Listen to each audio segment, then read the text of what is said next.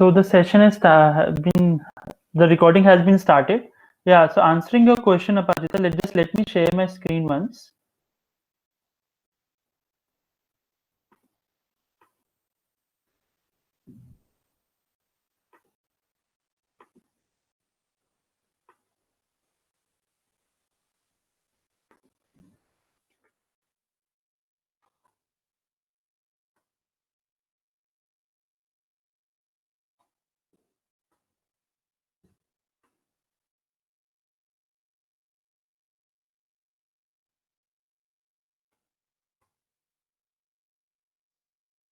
See, if I put 0, I put 1 here, then it will automatically change.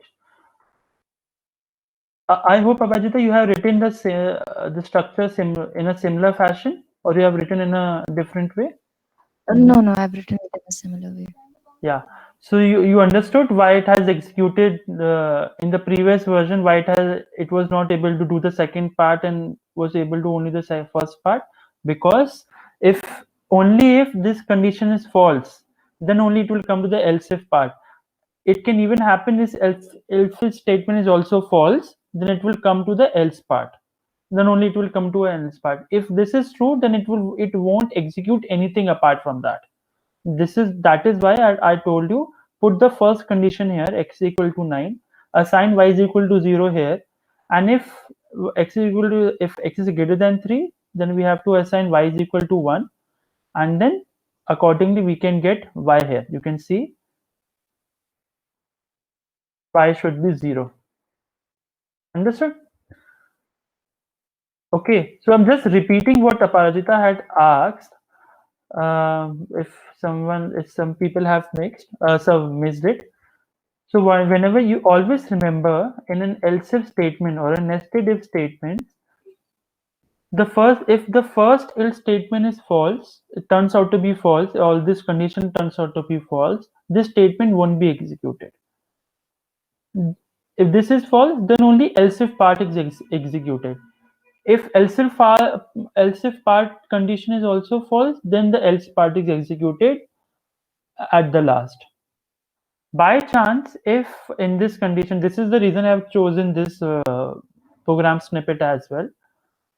If a particular, for example, here I've defined x is equal to line. Both the if statements satisfy this condition.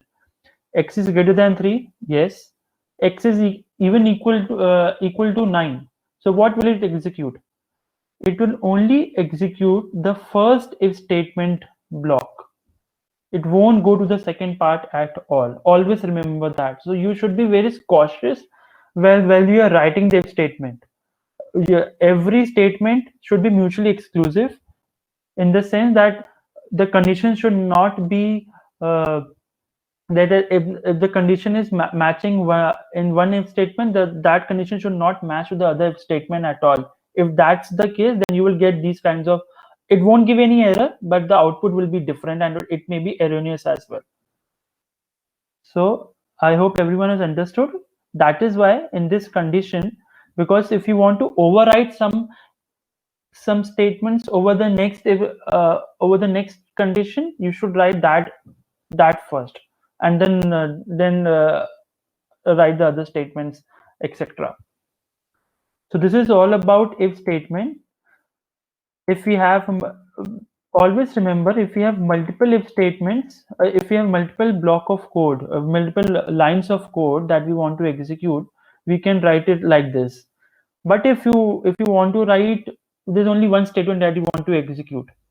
For example, this whole if statement or whole if block can be written in this fashion as well.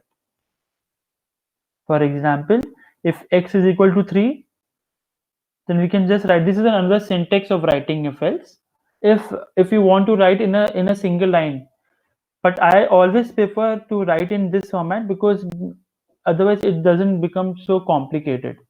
If you write in this format, then it may become complicated for you, because you may tend to forget to close the braces, the curly braces, or the parenthesis that you can see here. But how to execute it? For example, if x is equal to 3, and if you want to assign value based on the value of x. I said if else x is equal to 0, if x is greater than 0, then first statement is a true part. If x is greater than 0, then x is equal to, then y is equal to 1. If x is less than 0, then y is equal to -1. So this is the true part and this is the false part. Whatever is written at the first is the statement that has to be executed if the condition turns out to be true. If the condition turns out to be false, then the second part will be executed. Then if I just replicate the same else if statement here, it will kind of not the same statement, but in a similar fashion. For example, if else is greater than 0, if x is greater than 0, then I assign z is equal to 1. If it is false, if x is less than 0, then what else I do is, if x is less than 0, then I assign -1. Otherwise, assign it to 0. So the value apart from greater than 0, less than 0 can be 0 itself. So that is why I specify 0. So always remember, in if else statement, you need to specify what has to come in the in the else part. If you don't specify it, then it may turn out to be error. But in a looping manner, or in a curly braces manner, it's not necessary, it's not required to write the else part. If you don't want an else part at all, you can skip it. But in an if else statement, you need to write this if else part, what the statements that you want to execute for if the condition turns out to be false. Always you remember that. And as you can see, if the multiple if else statements are there, if there's a huge else if statement, if you have multiple conditions, multiple checks that you have to put on x, then it may turn out to be a long vector where you have multiple if else statements each inside each other. Then it's better to skip that. That is why it turns to be complicated. It turns out to be complicated in handling nested ifs. Only if you have only single statement and you understand it may not turn out to be complicated, then you can go for this single line statement. It just makes your code more compact and elegant. That's it. Otherwise, if you don't want to go for that, it's totally your choice. Then coming to the for loop structure, we have discussed the decision making statement. Now coming to the explicit looping statement, that is the for loop statements. Then I will come to the while statement after that. For example, if I have x defined as this, x is a character vector, and I want to print each and every value of x. One of the ways I can do is x1, then x2, x3, x4. That's it.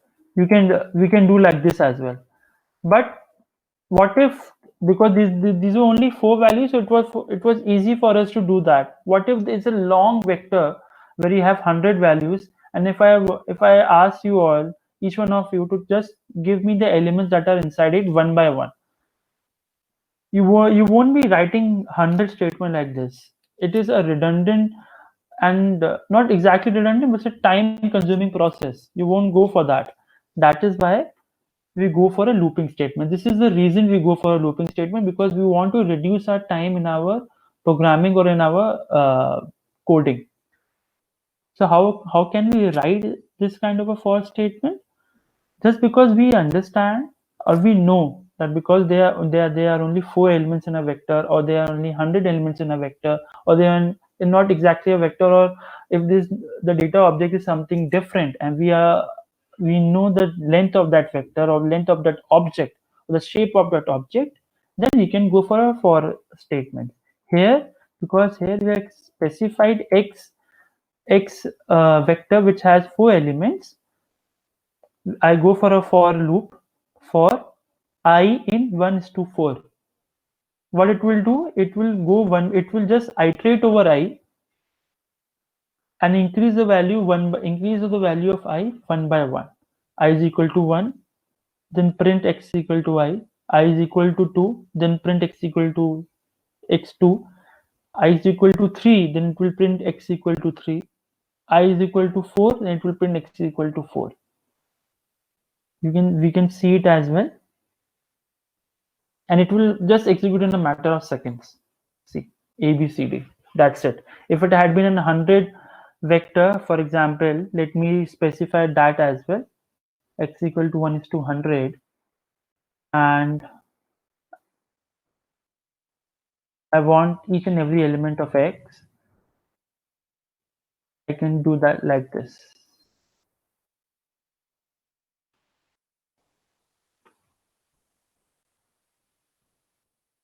See, it has printed. So just move on. See, it has printed all the 100 numbers. So what I have done is, always remember, we know how to subset a value or get how to access an element of a vector. It is x, then followed by a square bracket and the position from which we want the element from. We want it from first position, we want it from second position, we want from third position, depends on us. Just because I want it for every position in the specified in the loop or specified here itself. I is equal to 1 is to 4, and the length of the vector is 4. That is why I specified xi. What it will do, it will take the value of I, go inside the vector and insert that position, return the element from that position itself. You can print I as well, so to understand how it is iterating.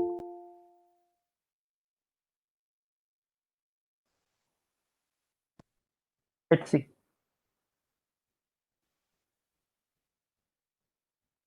If I is equal to 1, A is printed. I is equal to 2, B is printed. I is equal to 3, C is printed. I is equal to 4, then D is printed. So what has done? X, it has accessed x1, which is A, x2, which is B, x3, which is C, x4, which is D. Automatically, it has accessed all the elements at the specified positions and return as the value. If you're not, even if you're not sure about the actual length of the vector, you're kind of approximating it. So what you can do, you can even go for a sequence along. So this is another feature of R where I will just run it. So what it will do, sequence along is nothing. What it will do, it will just iterate over x again.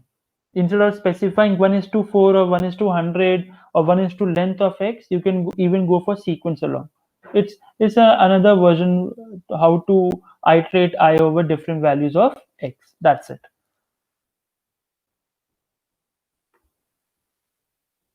Also remember, this I is a variable that I have defined. You can even change it. It's not necessary that always you have to write I. You can specify with any name. For example, here specified with letter in X, print letter. So it doesn't matter. See, I can do anything like that. Depends on you how you want to run it or how you want to define it. It can be any name. I can write my own name itself. You can write your own name. But always remember, we should always be writing these looping variables or these iterating variables in a manner so that we remember it afterwards in our whole program. I, J, K are common names that people usually use. If you're using something apart from that, you remember that you need to remember it. For example, later is something that you can use anywhere else also in the program, and you may forget as well. That is why it's preferable you use variable names like I, J, K, etc. While you are naming the looping variable. Otherwise, it will run automatically. There's no problem at all. You can choose any name. So this is how you can do it. So these are the two ways you can do it. Apart from that, there's also one way. For example, if this is a character vector, or if it had been because it's a vector altogether, I don't even need to define the length of the vector. For example, 1 is to 4. If I don't want to specify the length of the vector 1 is to 4, I can go for sequence along. Even if I don't go for sequence along, I can even do like this. What it will do, whatever elements are there in for, it will start iterating over each one of them, as you can see. That's it. These are three different types how you can use the for statement for any. I've just showed it for vector. You can use it for any data object, but you usually use for it for vector because uh, you can even go for a matrix itself. It depends on you how you want to, which object you want to take. So this is the example of a for statement. Now coming to the while statement. As I mentioned earlier, for statement is always should be executed when you don't have a condition under which the looping or the statements have to be executed. Plus, we know how many times loop has to be executed. If you're not sure how many times the loop has to be executed or the number of times the statements have to be repeated, then we can go for a condition looping, which is the while statement. Whenever a condition is true, only then the statements within it will be executed. For example, but and the other part for while statement is as as you had seen in for statement, I have not increased the value of I anywhere. Have I? No. I is there. I have not increased. It is automatically increase in the for loop. That is inbuilt in R in for loop in R. But if you want to go for a while statement, you have to specify that looping variable where which is count here, either to increase it or decrease it, etc. If you're not increasing or decreasing it, then it will turn out to be infinite loop, and then you have to actually force stop the whole R session. We don't really want that thing to happen. But always remember, in a while statement, we want a condition to be fulfilled. Then only the code or the statements underneath will be executed. Plus, the counter has to be, all the looping variable or the counter or the iterating variable has to be increased or decreased depending on our condition. For example, I have specified counts equal to 0, and whenever count is less than 10, only then I will be printing count and increasing the count by 1. If I had not mentioned this, then it would have turned out to be an infinite loop. Let's see how it turns out to be when how many times it prints the count statement. It has printed all statement only till 9, because I told whenever it's less than 10, then only execute it. As soon as it becomes equal to 10, it comes out of the loop and stops it. So what does it do? How does it happen in the computer memory or in the R memory?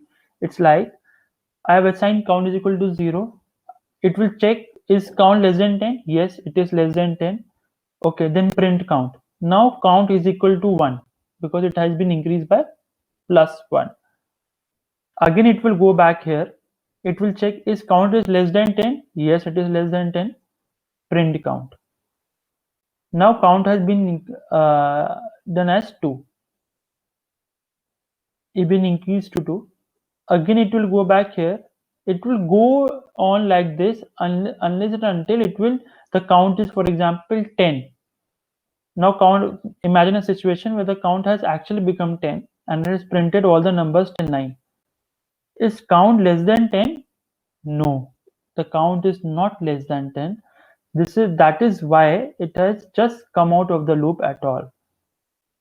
It will just come out. It won't print the 10th number at all. See that this is the reason it has just printed numbers from 0 to 9. 0, why? Because I have the first number that I had initialized was 0. So this is how the while statement executes. It always depending on the condition that we have. Second thing, the second type of while you can see is, for example, you can have multiple conditions here. Here I specified only one condition. You can have multiple conditions. For example, what I have done is j is equal to 9, if j is greater than equal to 3 and j is less than equal to 10, then only print j. Just because j is equal to 9, it is greater than 3, yes. It is less than 10, yes. It will execute automatically. See, one second.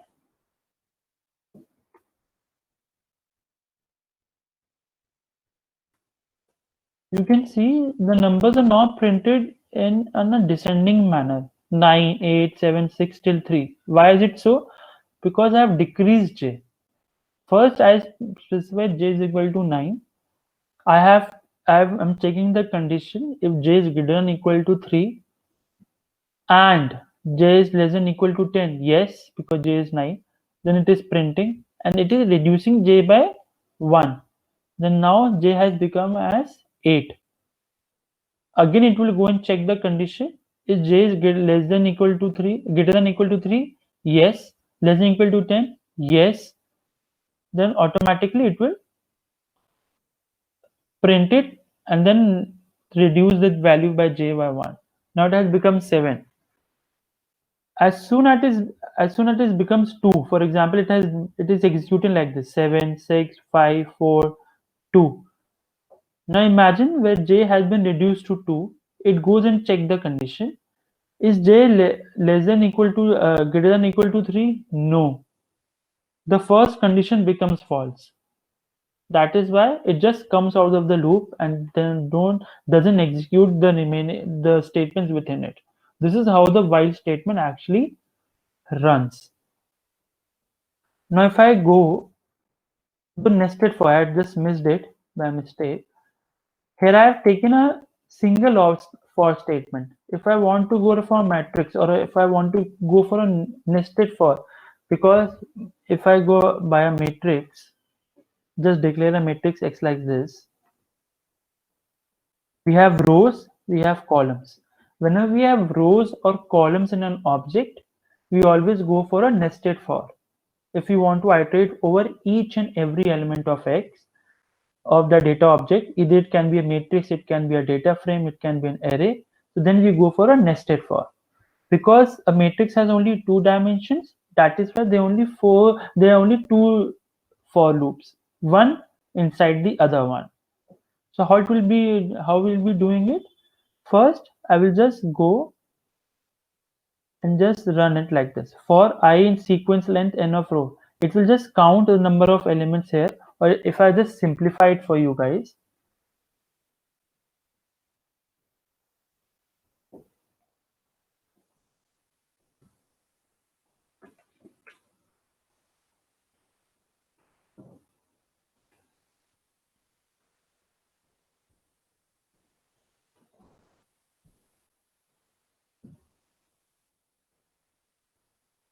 so because the first loop will denote the rows,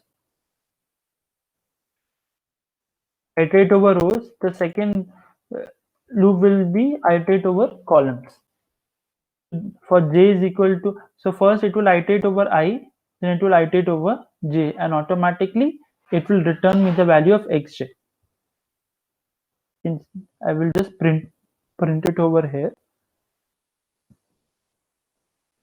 Let me explain you with an help from an example. It may be complicated for you. Let me just.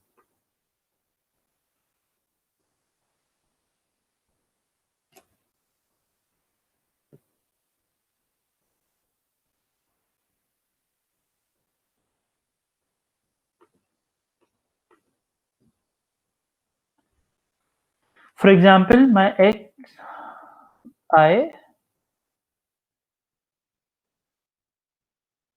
and j.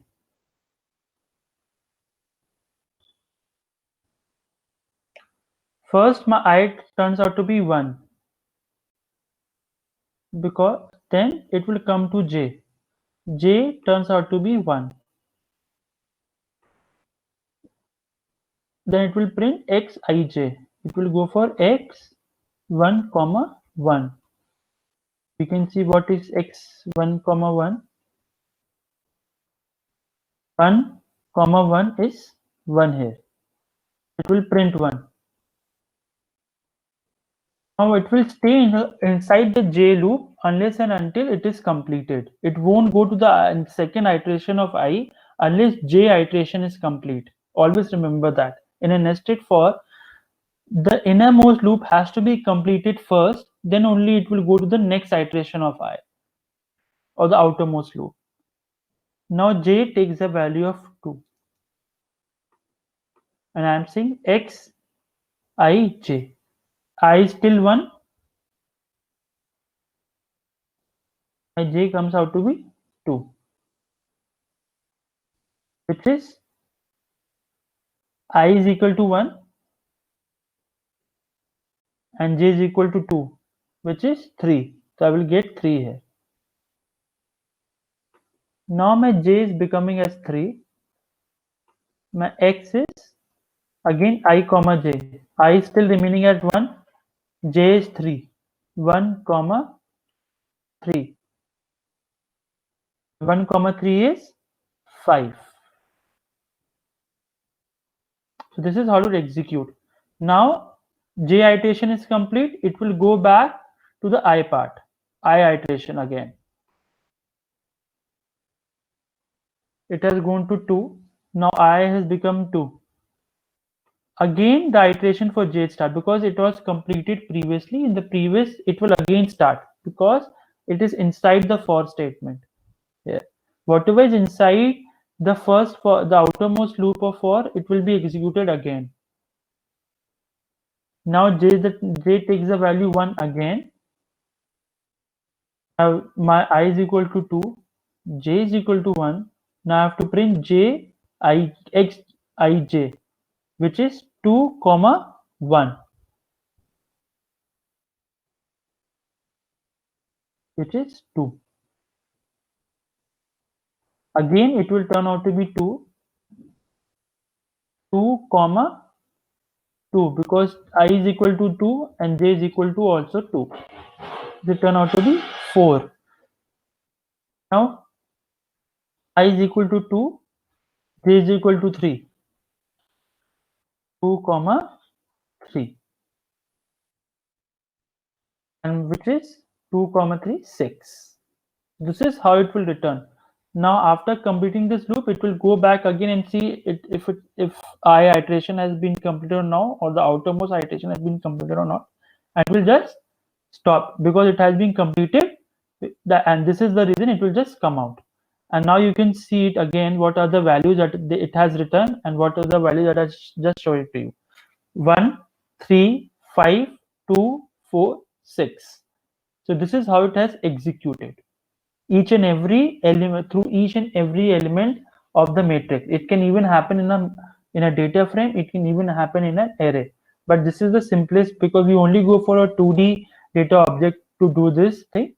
But you can, this is how you will iterate over each and every element of a data object which has both rows and columns. If it would have been a vector, then it would have been much more easier. You would have not gone for a nested for, but just because the data object, which is a matrix here, is data is distributed into rows and columns, and I want each and every element to be printed. That is why I went for a nested for statements. One for statement inside the outer for statement, and the inner one will be executed again and again on the basis of the iteration that we have on the outermost statement. So I hope everyone has understood this for and while statement. Has anyone got any doubts? You can just speak up. So I will just take it as a no. Moving on to the repeat statement. Repeat statement is again similar like while statement. The only thing is you need to specify some condition at which it breaks, or at which the looping, or this whole looping stops, or the whole iteration stops. If you don't specify the breaking condition, then it will just go on executing and it may turn out to be an infinite loop. Always remember, repeat statement always has a break statement with it. If you don't specify a break statement, it will go for an infinite loop. And this is the reason why people don't prefer a repeat loop, because it's not so much handy and it comes with many terms and conditions like specifying the break statement, etc. But the syntax for it, for example, I is equal to 1, I specified, I'm just repeating it. Print I is print I square. I have increased I is equal to I plus 1, and it will go on increasing at each iteration unless and until, and it will just exit from this loop unless and until x is greater than 10. As soon as I becomes 11, it will just break out from the loop itself. If you can see how it executes, it has printed all the square 1, 4, 9, 16, 25, 49, 64, 81, 100.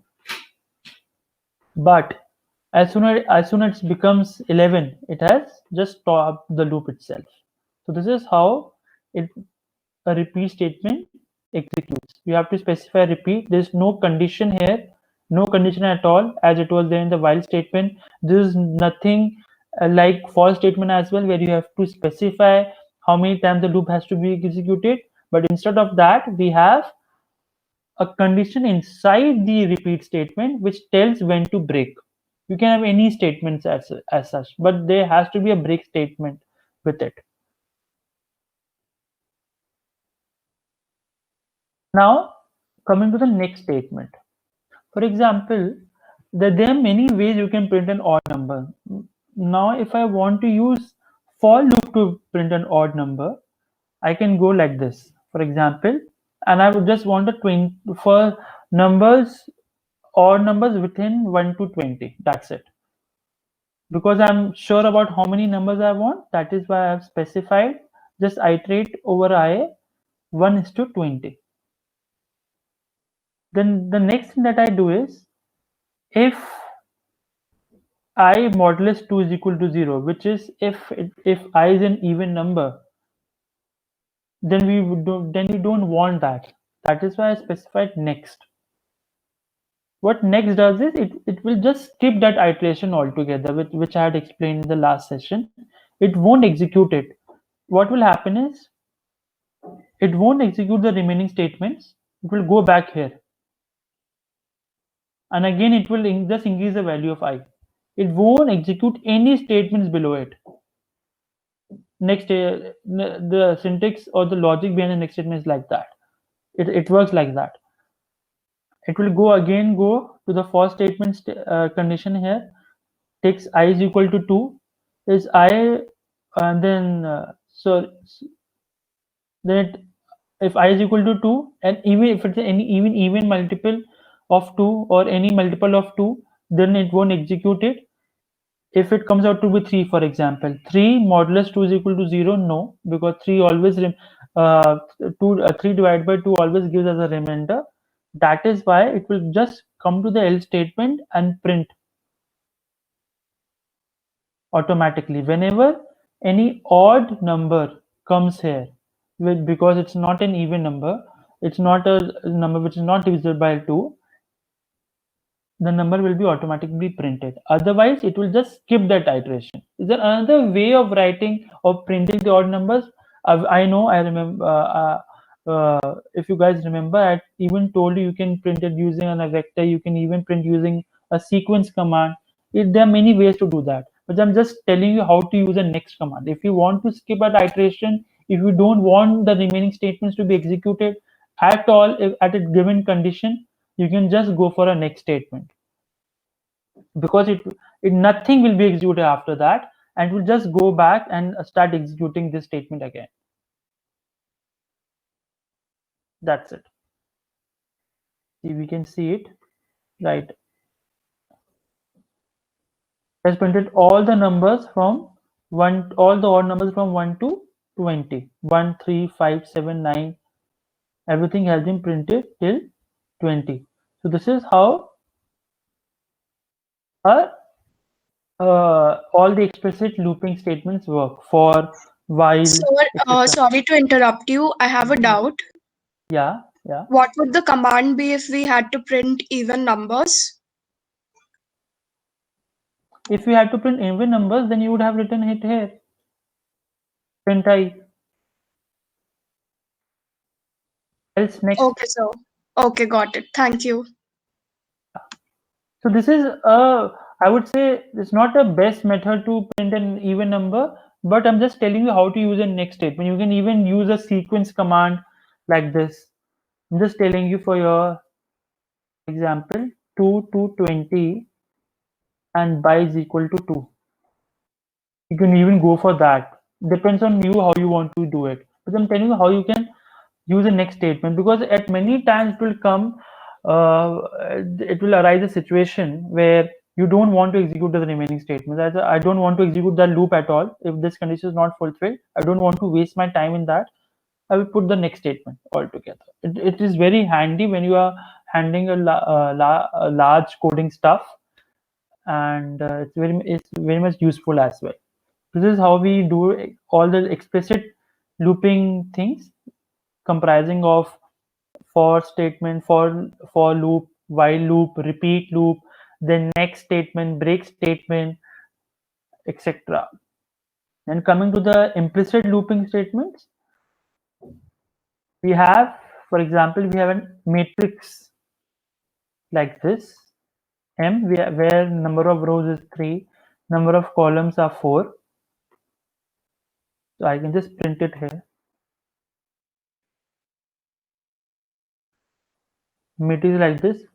What I need to do is, I just want to apply a function wherever my x is greater than 0, row wise. So I would just use the apply function, because always remember, apply is always used whenever we have a matrix. So if I just execute it like this, it will just give me or mean for all x's where x is greater than 0. See, it has returned to me like this. So for all columns, sorry, it has returned me mean for all the columns. 2 is for columns, I will specify it here. 1 is for row and 2 is for columns. So what it has done is, it has returned mean for all the elements in that particular column. 5 plus 3 plus 7, 0 plus 5 plus all the mean for all these columns, 1, 2, 3, 4. That is why we are getting 4 elements as well. Whenever x is greater than 0, so for in the second column, because x is equal to 0 as well, it won't take that into consideration. It will only take 5 and 1 into consideration. That is why you can see 5 plus 1, 6, 6 divided by 2, 3. Otherwise, if you 6 divided by 3 would have been 2, because there are 3 elements, but it has just excluded the 0 part.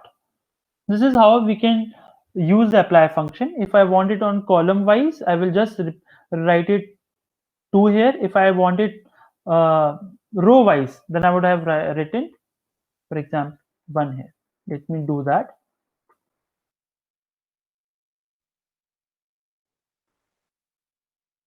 Now I am getting only 3 values. So what it has done is, it has given me mean of all these values row wise, because I specified M1. Also, again remember, I have specified mean for all x greater than 0. It won't be including any other thing apart from that.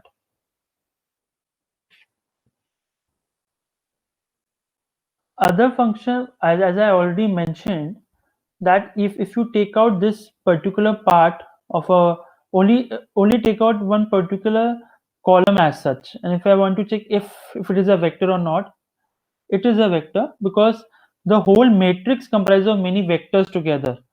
This is a vector, this is a vector, this is a vector, this is a vector, this is a vector, this is a vector again, this is a vector. And if I want to check if it is a vector, you can just put it here like this. True. Yes, all the columns are in vector format, because I'm just telling you how to apply a function column wise. If I want to apply a function row wise, then we have to just replace 2 by 1. if I want to check if each and every column is a matrix or not, just execute like this. It will turn out to be false because each and every element is not a column at all. It's a vector. It's not a matrix at all. It's a vector. So this is how we use an apply function. Is usually used on matrices itself, matrices and arrays, or even data frames. Whichever we have, whichever data object we have rows and columns in it. Whichever data object has rows and columns, we can use the apply command. And if you want the operations to be on at column level, we use 2. If you want it at row level, we use it as 1.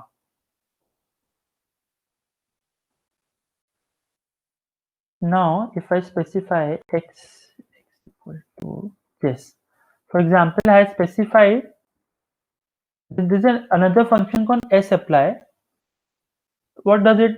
What will it do? It will just apply x equal to square, which is it will just iterate over each and element of x here. 1, 2, 3, and function defined x square. It will just return me a square of all the numbers 1, 2, 3. That's it. See. 1, 4, and 9. That's it. If I have not gone for an sapply, I would have gone for a for statement like this. For I in 1 is to 3. Just understand the difference between both of them.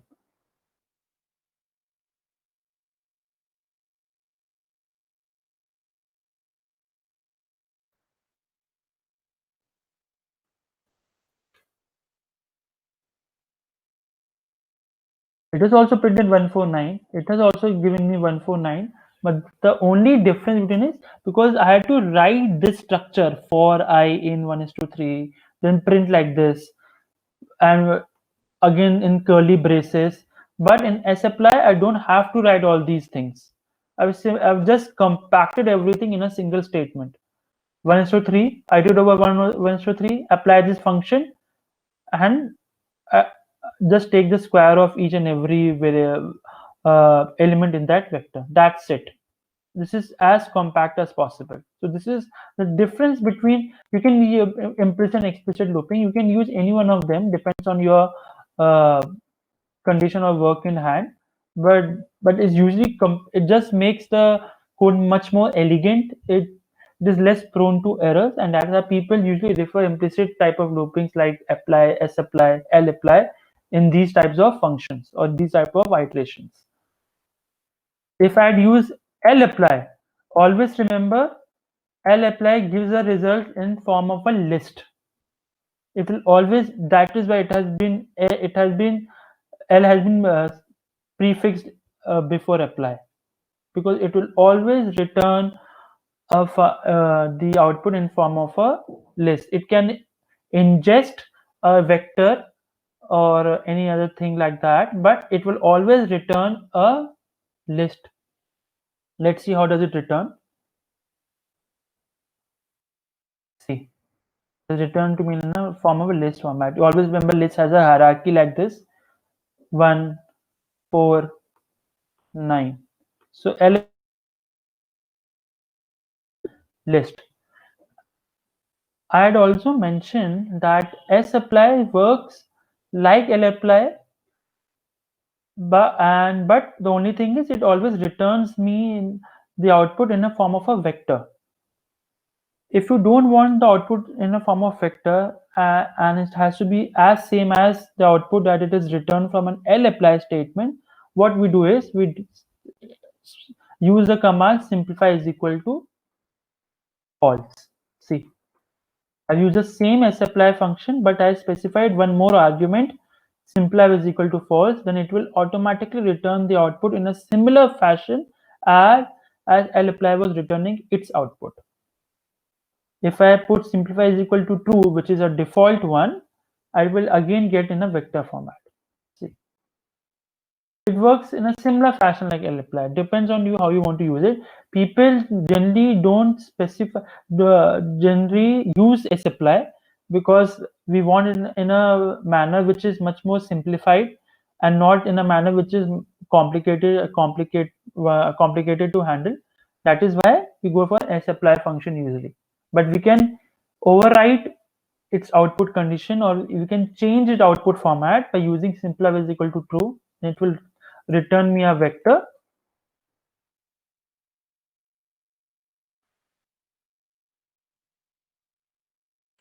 And if I just want in a output which is similar to lapply, then I will just put simplify is equal to false.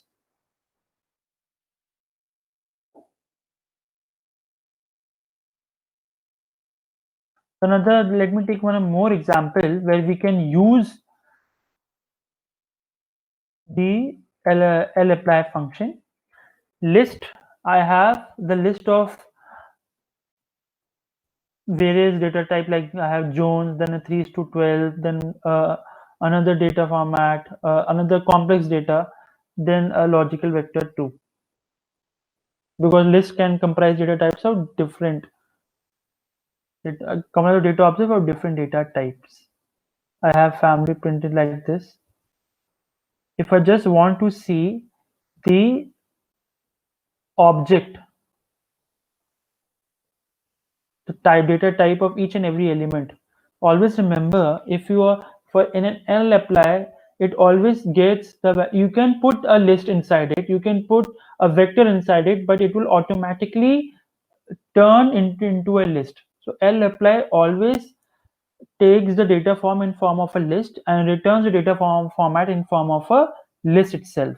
If you ingest a vector inside it, it will automatically turn into a list. It will explicitly convert it. So right now, because I have a list and I want to know the data type of each and every element inside that list, I will just use the lapply command, and type of is used to know the data type of an object. See, it has given me what is the data type of each and every object. Jones is a character, 3:12 is an integer, 1 I plus 6 is equal to complex number, 2 is equal to logic. So this is how an apply function works on a list as well. If I have a function, for example, I can even apply a function wherever it's numeric. For example, I have family, I have elements like Jones, 3:12, 1I plus 6 plus 3, but I only want to apply the mean function wherever my object is numeric. So what I have done is it's not complex, just try to understand. Apply family 1, because family 1 is our list. Function x, I will define the function here itself. If it's numeric, if x is numeric, then mean of x, that's it. See, it has written give me null for all others, but it has given me only mean for only that object which was numeric in nature. Wherever x is numeric, wherever the elements of list are numeric, then only it will return there itself, it will return the mean of x. Otherwise, it won't give any element at all. It won't give any, it will just return a null value. So this is how an lapply function works in different manners in which you want to run in. Now, for example, if I have now coming to tapply, if I have a salary, if a vector with salary, if I have a designation like this, so you can see these are getting repeated. Programmer has a salary 21,000. Senior programmer has, so you can just consider them as 5 individuals which have the salaries like 21,000, 29,000, 32,000, 34,000, and 45,000 with their respective designations: programmer, senior programmer again, senior programming, and manager. You can just take it as a corresponding match. Programmer, so correspond a male is there's a person who is a male is a programmer and has a salary of 21,000. There's a female who is a senior programmer with a salary 29,000. Again, there's a female whose salary is senior programmer and whose a designation is senior programmer and salary of 32,000. There's again a male whose designation is a senior programmer and salary is 34,000. There's again a male whose salary is manager, whose designation is manager and salary is 45,000. So how do we apply it? I want to get is I want to get designation wise mean salary. Remember, if you guys have forgotten, tapply always need to have a categorical variable, which we have here right on, designation and gender, and a numeric variable on which you want to aggregate your data into. So I want mean salary for each designation. So what I will do is I've written the numeric column, which is salary. I've written the categorical column, which is designation, and I've just written the function what I want. So the syntax, if I just recapitulate for each one of you, the first argument is a numeric column, the second argument is a categorical column, the third argument is a function that you want to apply, and this return result.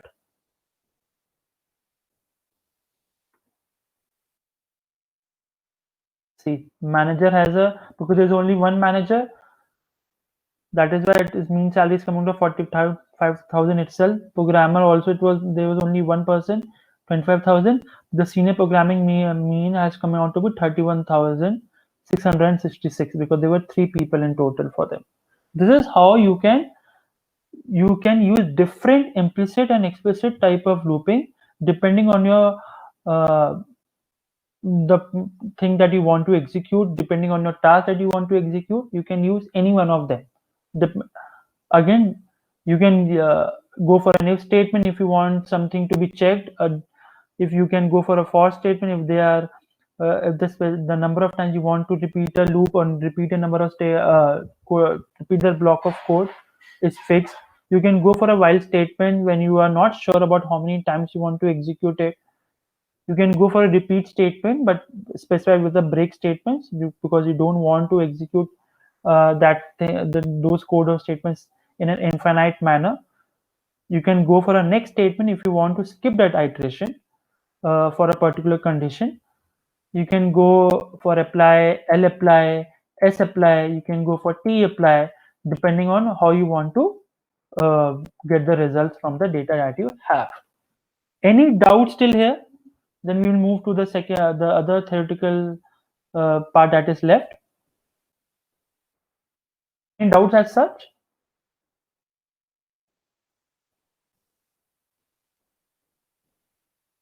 So I'll just take it as a no because then let's break for 5 minutes and then quickly return and move on to the next part. Then we will cover how we read data into our read a CSV file or how to read an Excel file, etc. How there are different methods to dump a data object from R into your system. We will go about for that, and then we go for descriptive statistics as well if time permits. Then just quickly take a break for 5 minutes. We'll return at 1:30 and then resume the class.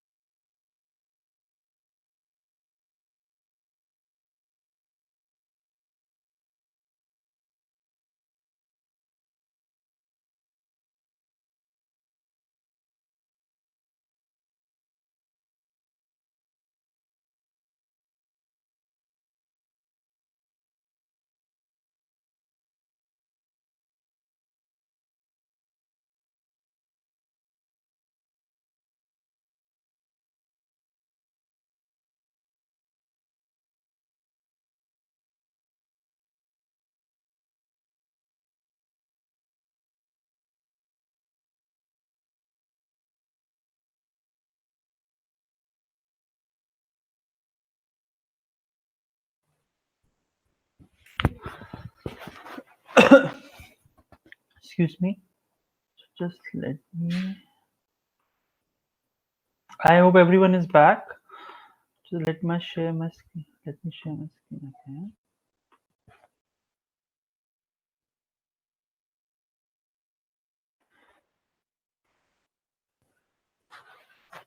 So one of the other data types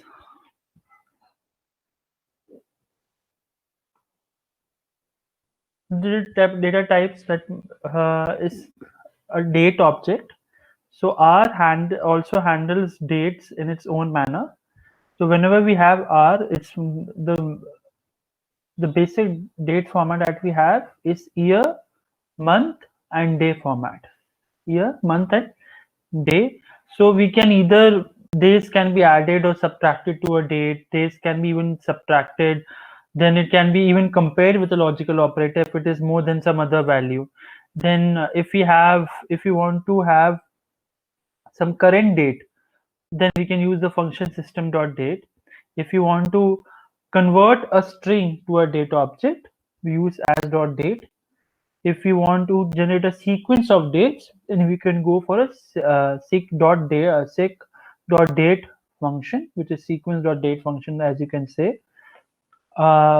Plus, also the other thing is there are different abbreviations that we use in dates. If you want to convert a string, for example, you may have objects like 5th Jan 2020.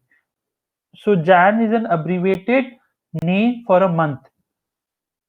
That is why, and there's a specific format in which you want the thing to be written, to be converted into different format.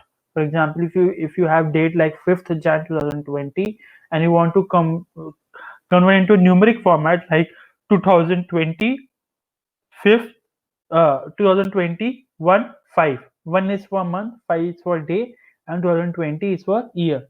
Then we use these abbreviations where we specify the format of the string in which we want to convert into.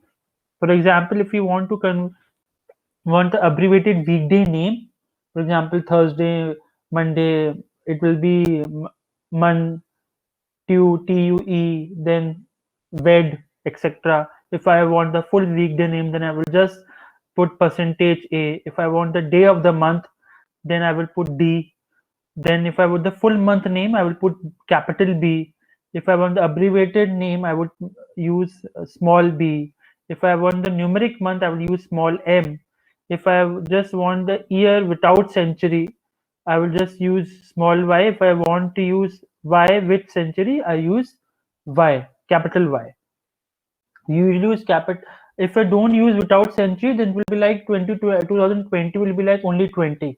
So, but then you won't be able to understand which century does it belong to. Is it belonging to 1820? It is belonging to 1920. And that is why many people don't prefer percentage y, small y. We usually go for percentage capital Y, which gives the whole year itself, 2020, 2020, or 2019, etc. So this is how we handle date. Let me take an example. For example, I have a date vector 5th Jan 2020, 19 August 2008, 2nd February 2009, etc. And I want to convert each of them, because that is I'm using as.date, into a format like this: /D/B capital Y. So capital %Y denotes the year, B denotes the month, as we had seen, abbreviated month name, and D denotes the day. So this is the format in which the date is actually occurring. And as.date, it will just turn into a date format which R usually handles. In year, which we had seen, year, month, and day. So it will automatically convert it. I have specified which format it is actually in right now, and I want to convert it to a date object which R usually handles. For example, 2008 5, 2008 19, automatically 5th here has come, Jan has turned into 1, 2008 has come here. 19 again, 2008 has come like this. August has come like this, 19 has turned like this. So this is how it has automatically turned into. Similarly, for 2nd Feb, it has given for all other elements as well. Now, if I want to create a date sequence from this date to another date, then we go for sec.date function. I specify from, which is the starting date, to, which is the ending date object. I specify what is the difference between two dates. Either it's by a week, or it's a day, or it's a month, or a year. Here itself in by.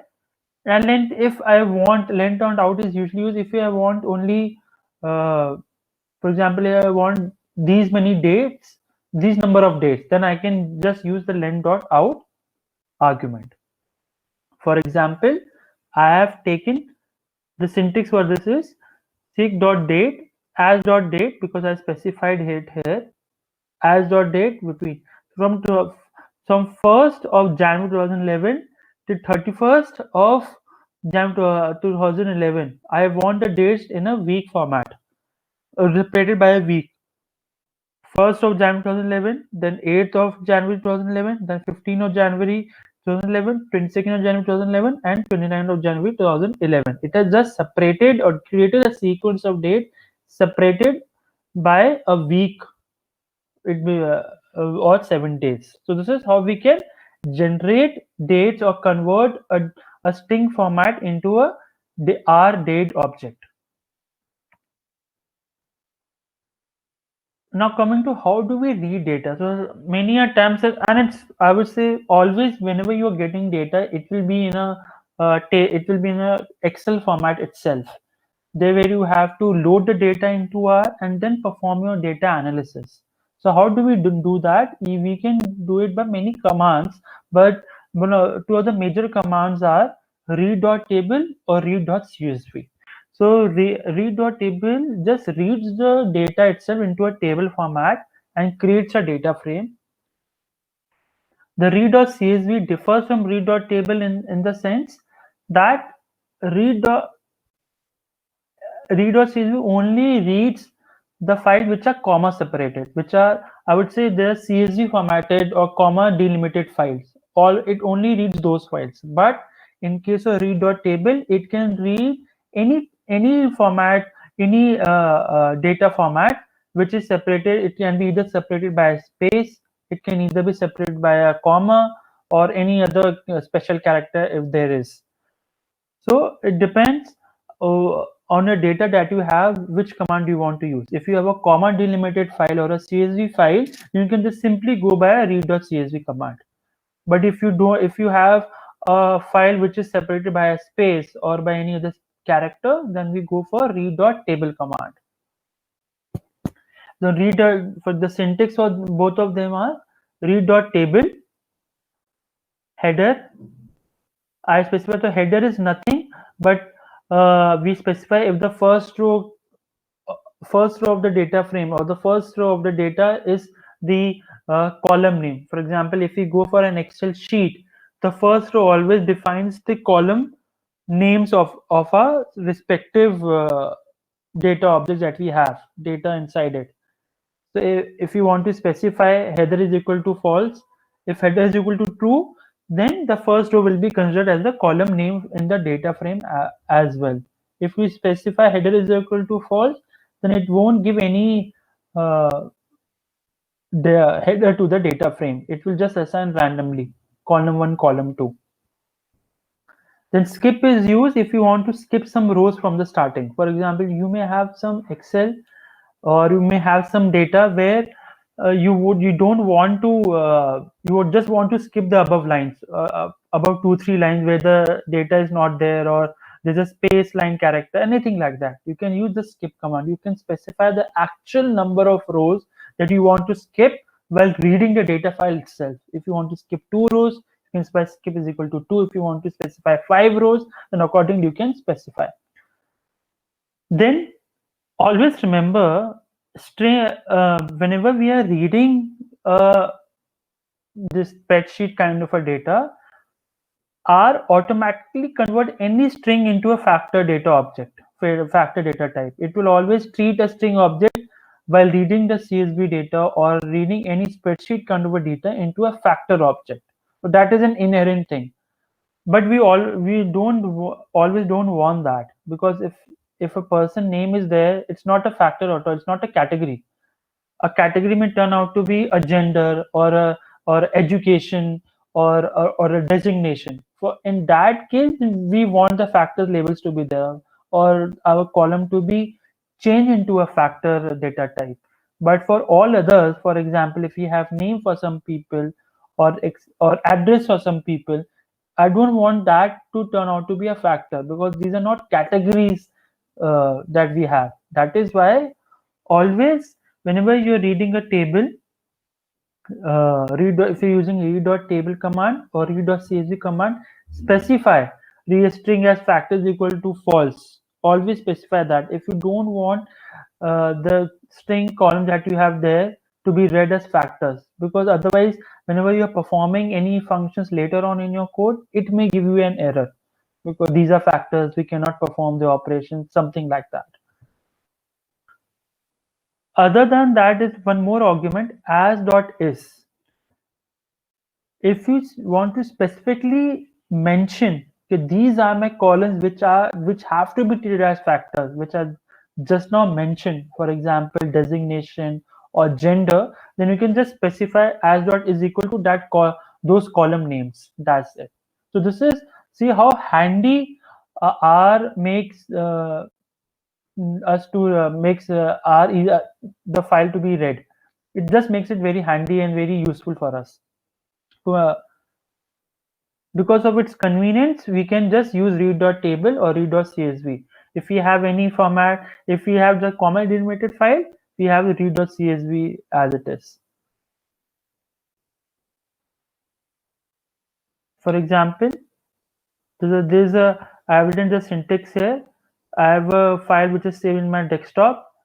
I specified read.table csv header is equal to 2 because I have specified my first row is a column name. Then I have specified, because a comma delimited file, the CSV file, I specified the separator is equal to comma, and I just asked them to skip the 7 rows up from above. So this is how we read the read.table. If I can even mention strings as factors equal to false, where I don't want the string columns or the character columns that are there to be treated as factors unless I specify them to be. Similarly, I can write it for CSV and read.csv as well. The only thing is I don't need to specify skip a separator is equal to comma, because automatically it will only ingest files which are separated by a comma. One thing you should also understand is I specified the file here in the syntax, and I have taken the file path itself, the whole file, the directory or the path address where the file is saved. If you don't want this to be done, if you want to avoid typing the file path altogether, then you can just go for file.choose command, which just opens a window for you where you can just browse through your file, navigate to all the folders, and just go and select the file that you want to choose or do you want to ingest inside the R environment.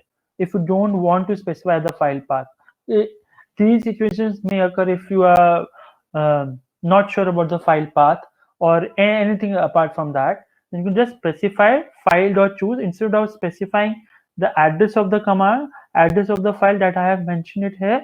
You can just use file.choose. Simple as that. Similarly, if now talking about a text file, if we have some text file to be read, then I can just use scan command.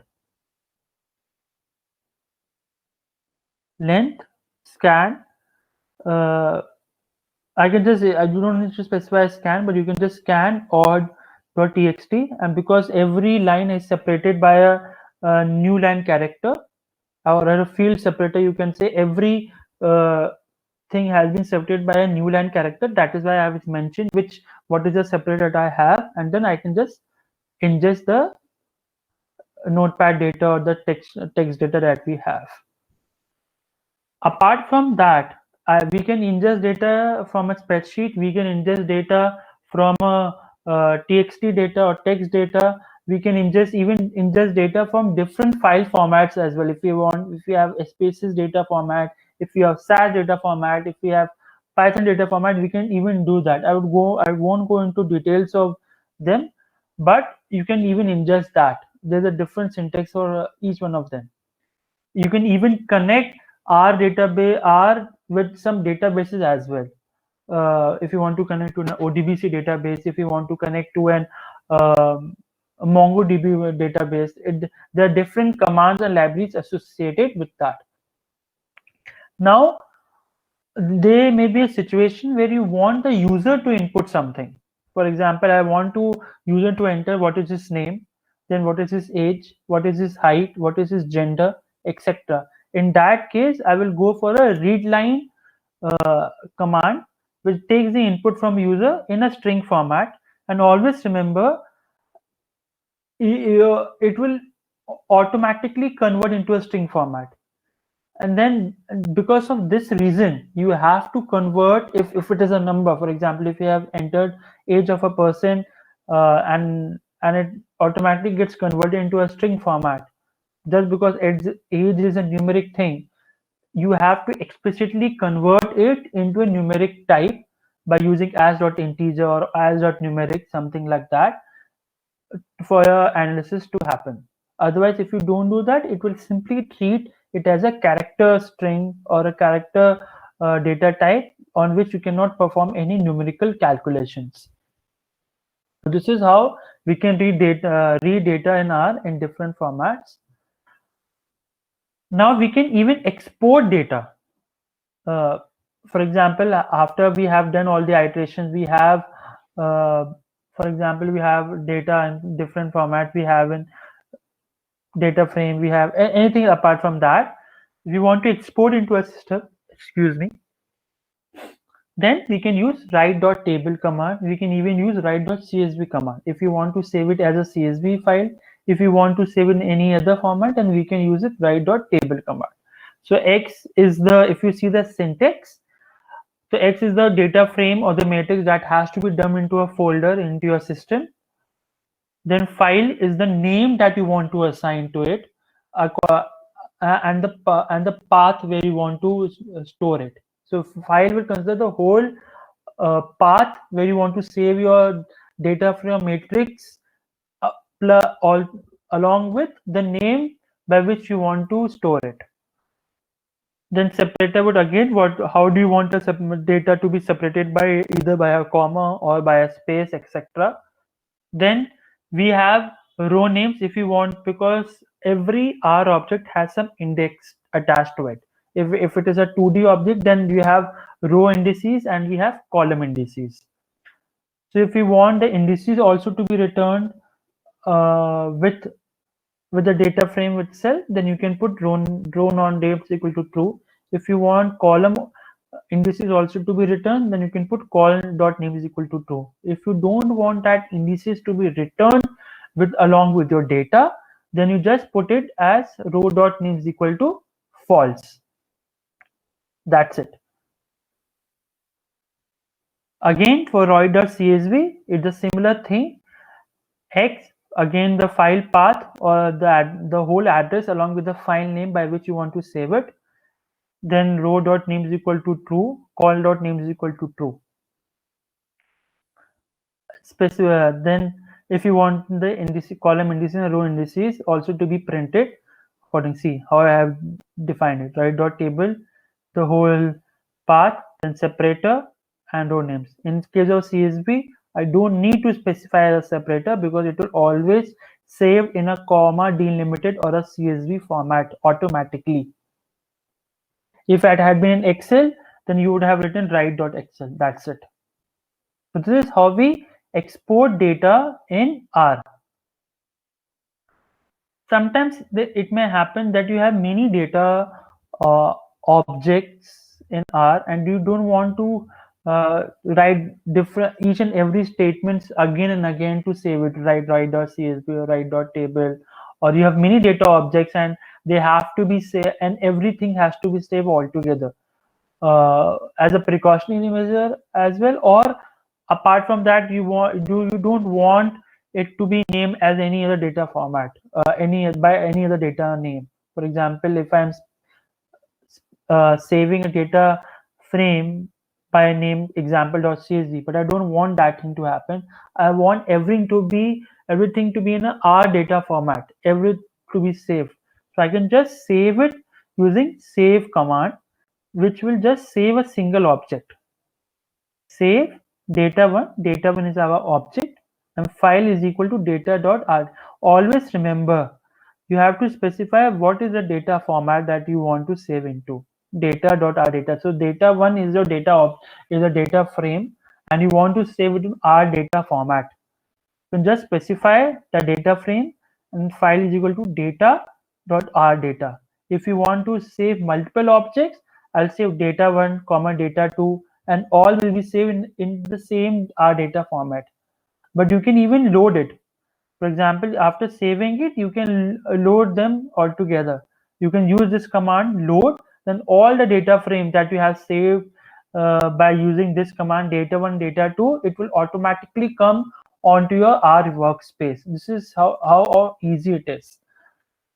So now if I want to save the entire workspace, including vectors or any other data object that I have created, anything like that, I can simply use save.image. And again, I will prefix the data R data. I will prefix the file R data, capital R, capital D in the data itself. And then when I have to load that data and start working on it, I can just use load and specify the file name by which I had saved it.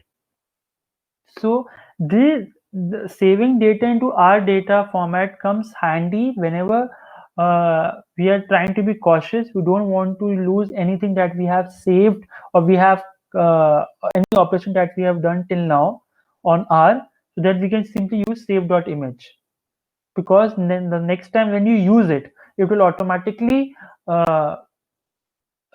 include all the data objects that you had created, all the operations that you had done previously into it. Or not exactly the operations, but all the data objects that you had done previously into your R environment or your current workspace altogether, and then you can start working on it. Either you can go and dump it specifically by using the write.table or write.csv. But if you don't want to do that, you can simply use the save command and save the whole R workspace. Or if you don't want to save the whole workspace, then you can simply save one data frame or two data frames or multiple data frames as per your convenience. It's something that depends on you, how you want to save it for your benefit. That's it. Then coming to how to export a console output. So till now, whenever we have been executing, or whenever we have been trying commands on R, we have been using try dot what to say, we always doing on scripts. But if you want to save something that you are executing on console specifically, you're not saving onto a script, because everything that you do on console will not be saved at all. So what you can do, R has a very good function called sync command. What it will do is, you can just specify whatever you type on console at that time to be saved to a file. You can save it in any file. You can save it in a text file, you can save it in an Excel file, that's it.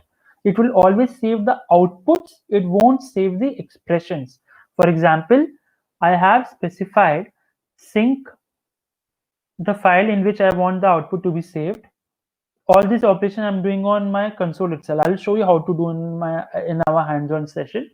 I have specified x equal to 1, 2. I have printed x. I have taken mean of x and then stopped the sync altogether.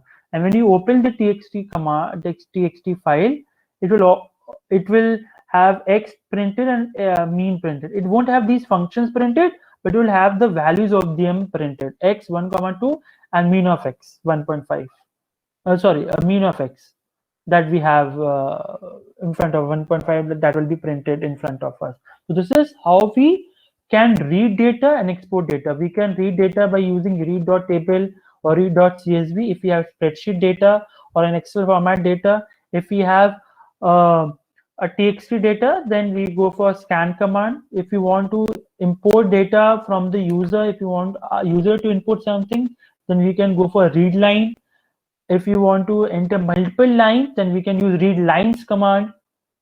If you want to export a data frame or a matrix, then we go for write.table or write.csv, and with the specific arguments.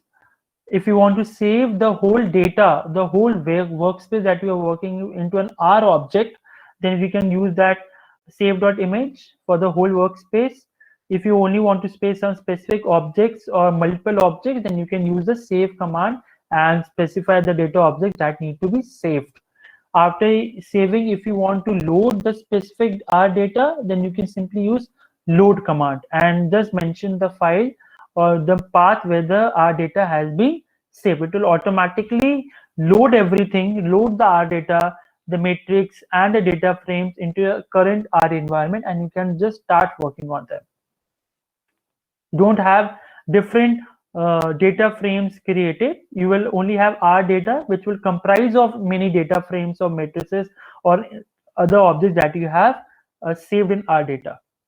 If you want to export a console output, whatever we are writing on console into into an R format, into a format that has to be saved, then you can use sync function. Sync function sends all the output to a file, only the output and not the expressions.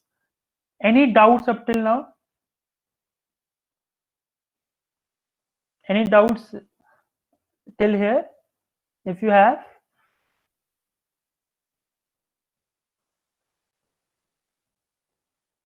okay. Then let me just move on to, before moving on to the hands-on session, let me move on to some descriptive statistics that we need to cover in our next in our next topic.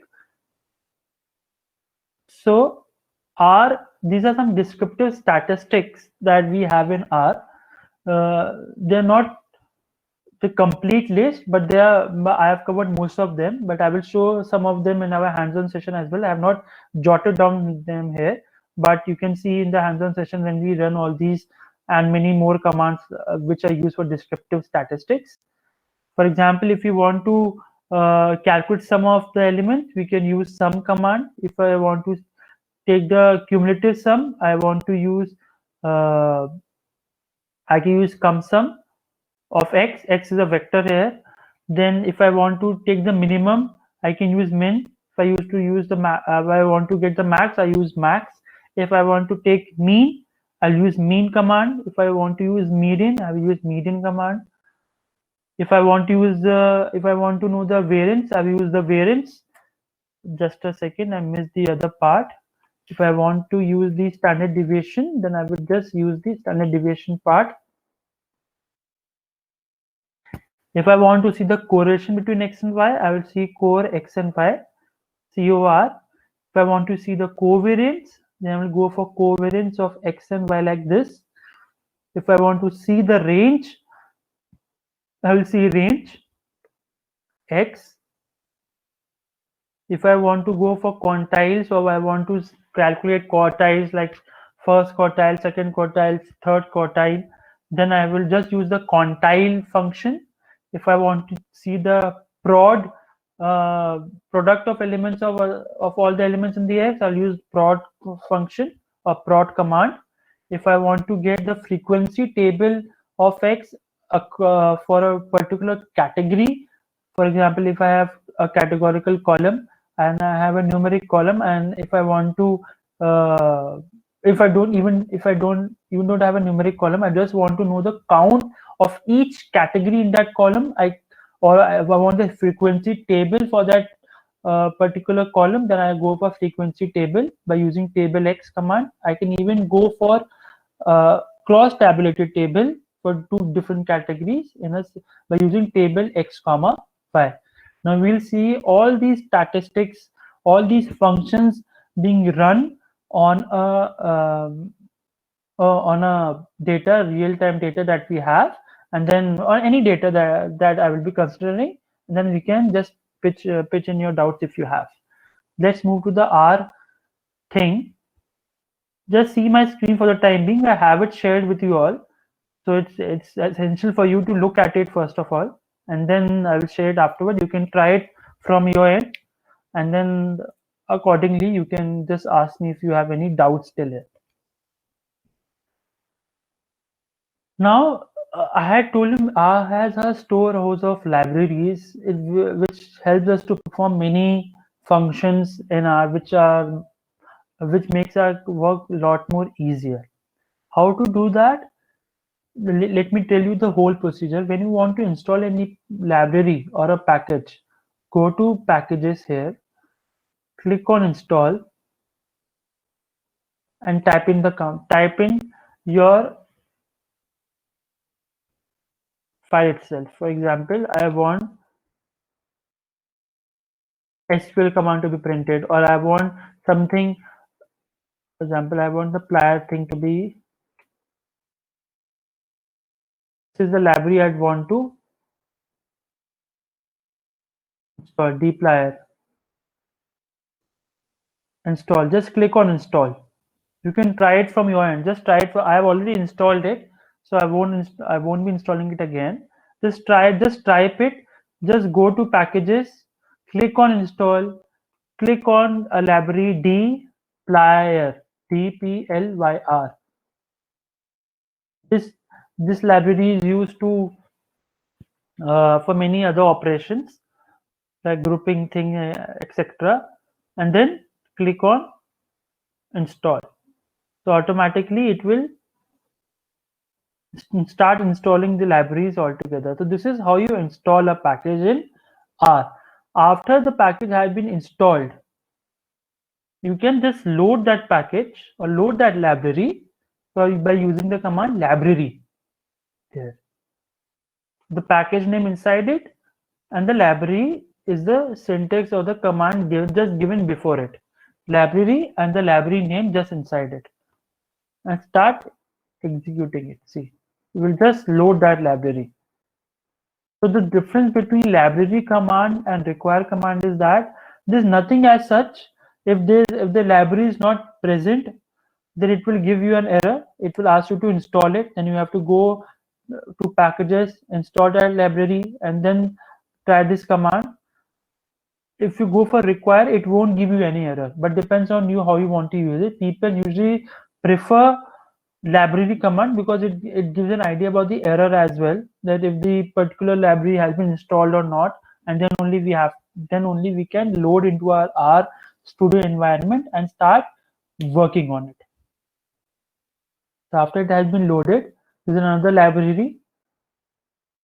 We can then start executing as it is. Now, as we were speaking about dates that we had just discussed, let me take you through some examples. This was the same example that was taken on the presentation as well. Dates, 5th January, I've taken a character vector. 5th January 2008, 19 August 2008, 2nd February 2009, and 29 September 2009. I want to convert into an R data format, which is year, month, and day. Year, month, and day. But I specified the format in which it is currently in.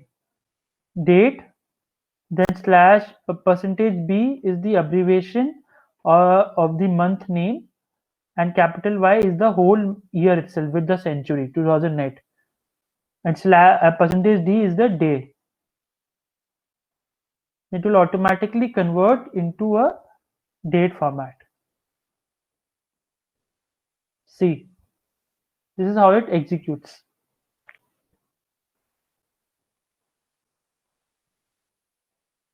If I had something else, if I had this format, for example, this is my day, this is my month, and this is my year, I want it to convert into R data format.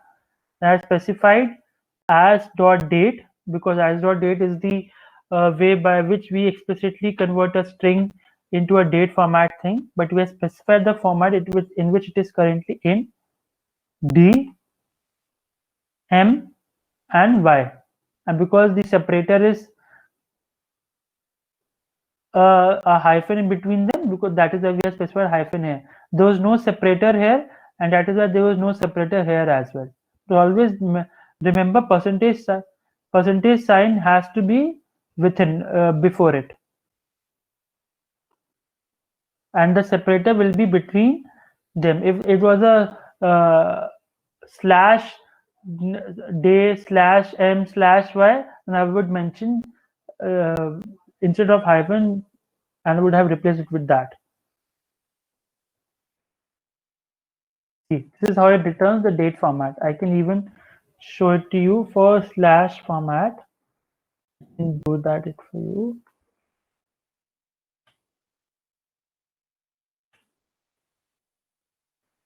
Just because then each and every date has to be on a similar format. If you have mix or different formats, then it won't give you in that the format in which you are asking it return.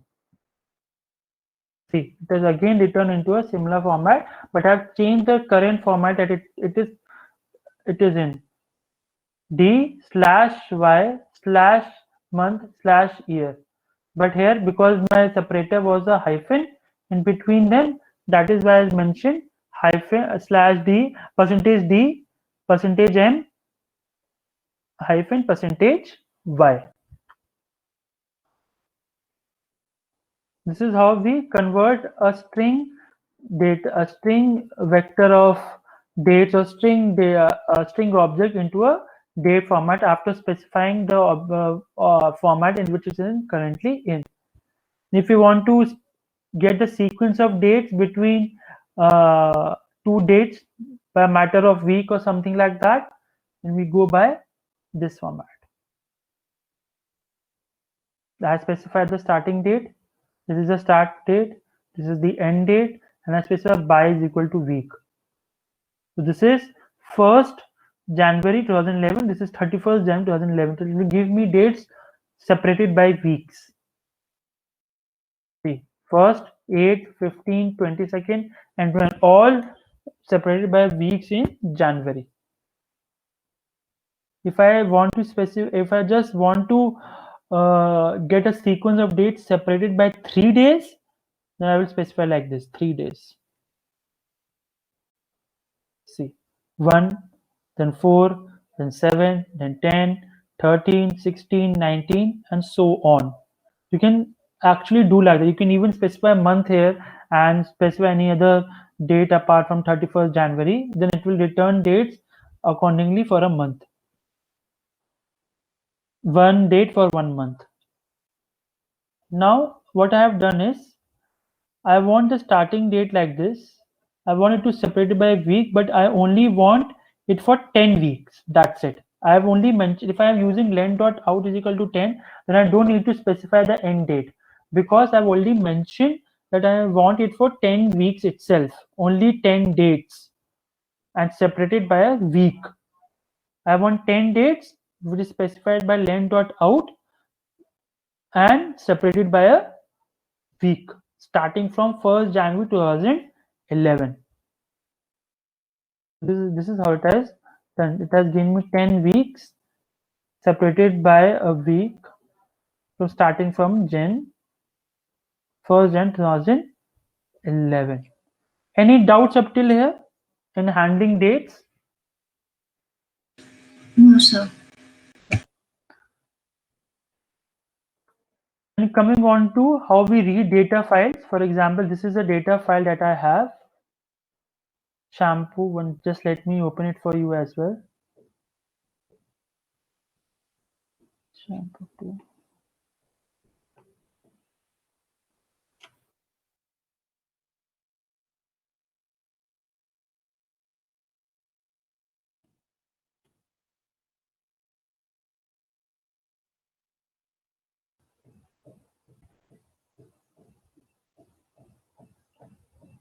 This is a data file. This is the file that I have, which has 2 columns, month and sales. See, I just want this is just a dummy data. I will close it, because if you don't close it and try to read it R, it will give you an error. Always close the file that you want to read in R at that moment. If you don't close it, then it will give you an error. It won't uh, execute it at all. So what I have done is I have specified read.csv because it was a CSV format data file. I specify the whole path here itself. And I've already also mentioned string as fact is equal to false, because I don't want to take any string. There's no string at all here right away, but I don't want to treat any string column that is mentioned to be treated as a factor. So just read it. See the data. It has already come like this. Say. Now, if I want to use the read.table command, I have to actually mention separator comma, otherwise it will give you an error. And also you have to mention header is equal to true or not. In case of CSV, you don't actually have to mention that. If you ignore it, then it will automatically take that. But in case of a table, you have to specifically mention that header is equal to true. Otherwise, it won't even take it. Let me show it to you. Right now, I mentioned header is equal to true. That is why data is in a similar format. But if I don't specify header is equal to true, for example, I have header is equal to false.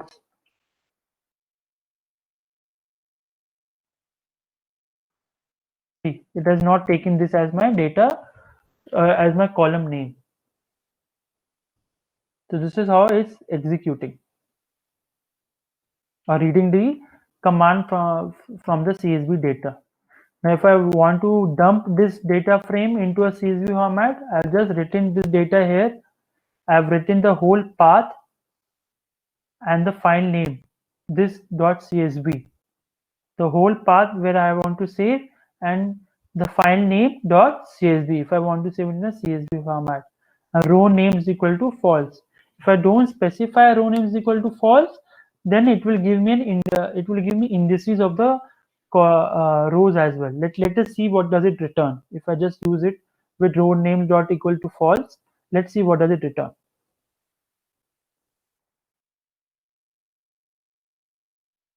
Schedule.dump shampoo.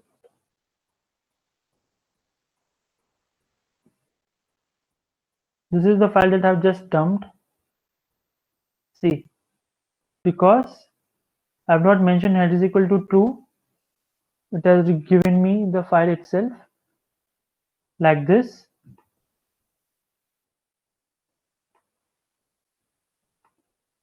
But let me now change it.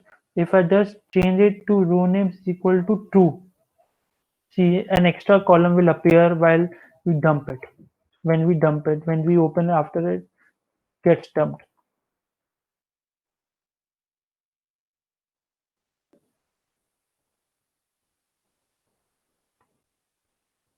See, it has printed the row names or the row indices as well, which we don't want in our data to be there. That is why it's a good practice whenever you are dumping a CSV file or a table file, always put row names equal to false. Otherwise, it will print the indices of the rows as well. Always do that.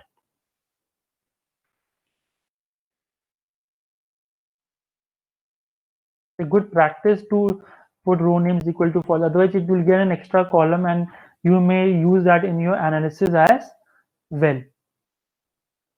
If you want to save it in a table format, you can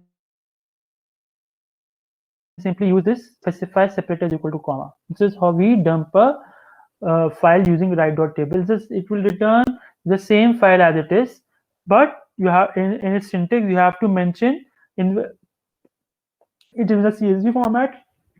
Excuse me. You have to return it a comma format.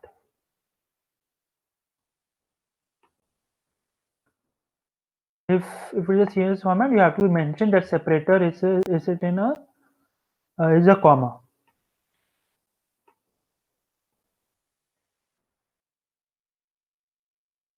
Now, if you want to load an Excel in R, there's a different library altogether to deal with that. The library is read Excel. What you can do is go here, install read.excel.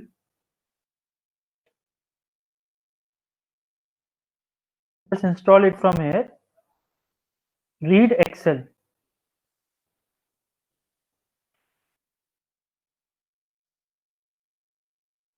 And click on install. It will start installing. After you have installed it, then use the command read_excel. Then you can load the this file altogether. You don't have to mention string.factors equal to false or anything in an Excel file. Just have to write the file name as it is. You don't have to mention anything apart from that. This is how you can read an Excel file as well. Read_excel by importing a library read Excel. If I want to specify, if I want a user input thing, for example, I can just write it here like this.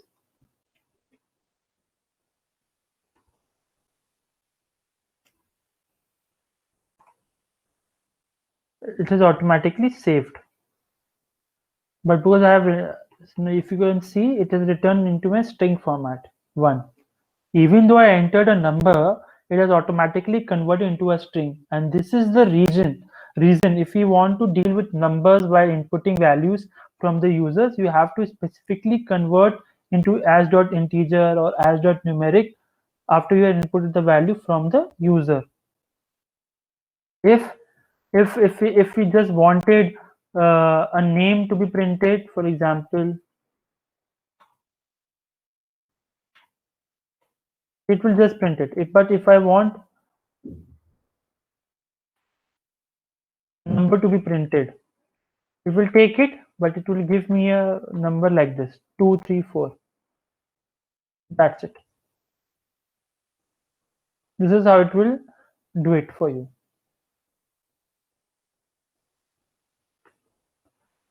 But apart from that, there's one more thing. If you want to use the file.choose command, just let me try it for you.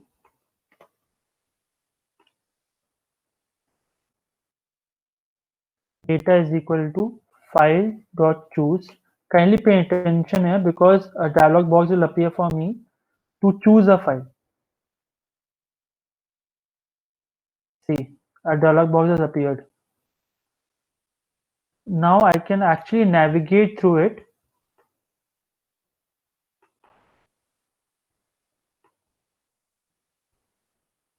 This is my Excel file. Open. It has already inserted. See. This is how it deals with file.choose. Whenever you write file.choose command, file.choose, it will open. You can try whenever I give you that command file to you as well to navigate through it. You can even write read.csv, doesn't matter. I've just used it right away because it was just near me. But you can use whenever you want to choose a CSV file or a table file, anything like that, and you don't want to specify the file path, you can use file.choose and it will ask you to navigate to that folder and choose the file that you want to open. Apart from that, you can even use the sync command. Let's see how does it work. I specified sync. Just kindly pay attention. Whatever I write within the sync, whenever I'm just opening the sync statement now, you can just copy this path. Just mentioning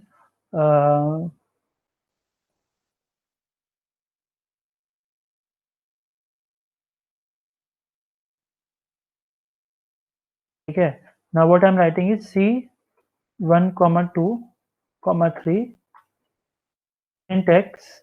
It won't print it here. It will directly print in that txt file. It won't do anything here. It's automatically getting printed there.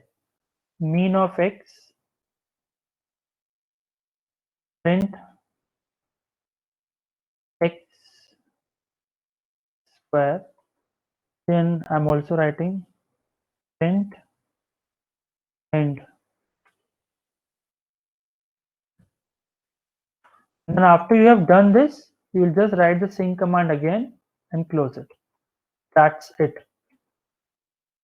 Now whenever I check this file, everything that I've executed here, let's see whatever we have done it here and what has been printed there. Let's see.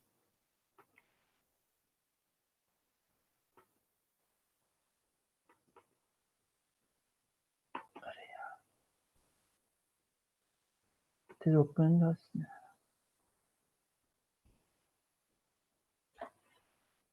See, it has printed. Let's see. Let's put it side by side. I asked it to print x, it printed 1, 2, 3. I asked it to print mean of x, it has printed 2. I asked it to print x square, it printed 149. I asked it to print end, it has printed n. So automatically, whenever we are starting the sync command, we need to specify where we want it to be saved into a txt data or any other txt, any file, and whatever statement that we are writing in it, all the output will be saved. As we can see, no expressions have been saved. So right now you cannot see what 1, 2, 3 is. It's already printing x. What is 2? It's mean of x. We haven't printed the statements as such, but we have printed the output of all these statements onto a file.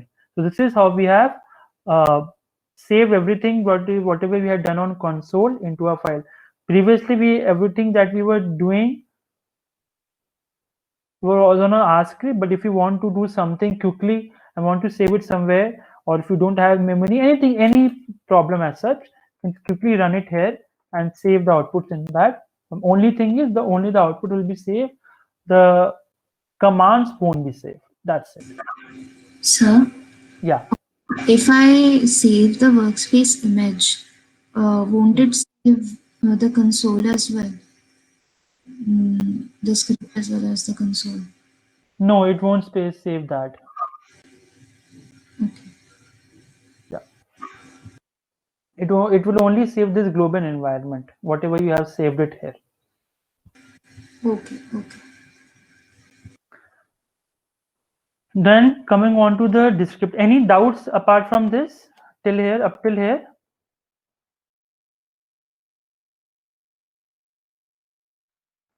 Now coming to the descriptive statistics part, some of the descriptors that we just discussed. Let me show it to you how we can do some things. Okay. For example, there's a library called mass, there's library called iris, there libraries called empty cars, anything like that. The different libraries where R stores many data, inbuilt data that it has to perform any data analysis or to practice our data operations or data analysis functions. So one of those data sets inside that library is called empty cars, which has different different parameters related to different cars.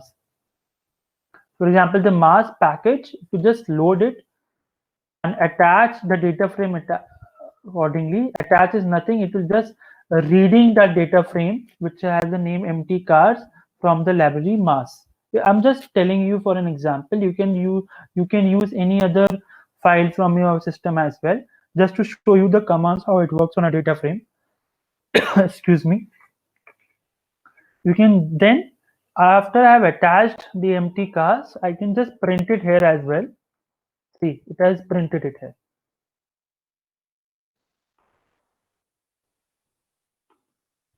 There are different cars: Hornet, Mazda, Valiant, Hornet, Mercedes, everything, and these are different parameters related to that. Some of the parameters are categorical and some of these are actually numerical.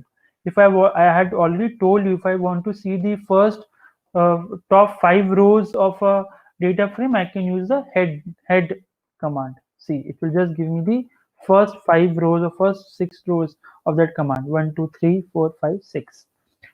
If I want the top bottom rows of the data set, I can use tail. See, it will just tell me just last 6 records of the same. If I want the structure of the data frame, I can simply use str. So whenever we are doing any data analysis that we'll be discussing in a live project or a data example that I will be taking you through, always try to use these commands, head, tail, to understand how the data is like. I will give you some data as well. Go back after the session, go back and come with your analysis, come with some observations that you have seen in your data. Perform your own data operations on it after what we have discussed. I will give you that data today itself, and then come back, then we can discuss it tomorrow as well, so that you have an understanding how to load data, how to extract those from that data set that we have discussed in previous sessions as well, then how to perform different descriptive, some simple descriptive statistics as well, that I'll be sharing with you guys by the evening, and then you can work on it. Just it will be a simple exercise so that you can just familiar what with whenever any data comes to you, and then we will discuss the same. Then if I just want to order the data, ordering means I want just order the data by MPG and CIL, or I'm just sorting the data by these two columns. I had already mentioned it before as well. If I want to sort the data frame, I will if I want to sort a vector, I will use the sort command. If I want to use if I want to sort the data frame, then I will use the order command, where I will specify the columns or a particular column by which I want the data to be sorted by. It has sorted the data, we can see it as well. It is sorted in a descending manner, MPG and then CYL. It always sorts in a descending manner. Then coming to cross tabulation or frequency tabulation. I had told you that table command is used to get the categorical level data or the category counts for each category in that column itself or in that vector itself, whatever you have in hand. Because my data comprises of a column CYL, which is a categorical column, and I want to see the category count for each of the categories. So I will just simply use table and that column itself. See, and print it. See, 4, 6, 8. It has 4 has come 11 times, 6 has come 7 times, and 8 has come 14 times. If we see the data once again, CYL only comprises of data 4, 8, and 6. So it has actually taken it as a category which is true and given me how many times 4 has been repeated or how many observations category 4 has, how many observation category 6 has, and how many observation category 8 has.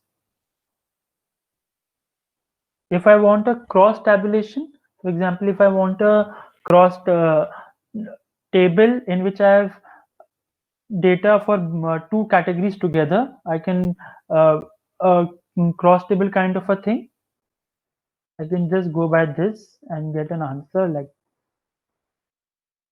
So gear is my different variable which has categories 3, 4, 5. CYL is my different variable which has variable category 4, 6, and 8. It has returned me the counts of each and every combination. 3 and 4, 1.